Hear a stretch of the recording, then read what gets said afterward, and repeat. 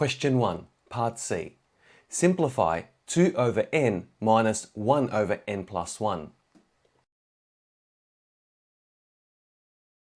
We can only combine fractions by addition or subtraction if the denominators are common. In this case, they are not. We have a denominator of n here and a denominator of n plus 1 here.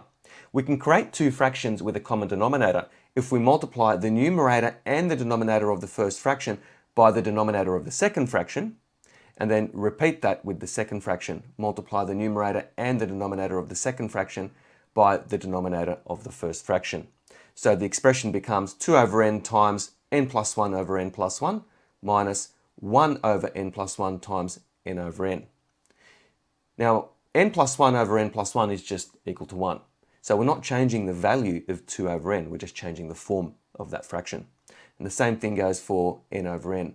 N over n is just 1, and that does not change the value of 1 over n plus 1. So multiplying the numerators together and the denominators together, obviously separately, we get 2 outside of n plus 1 in brackets over n outside of n plus 1 in brackets minus n over n outside of n plus 1 in brackets.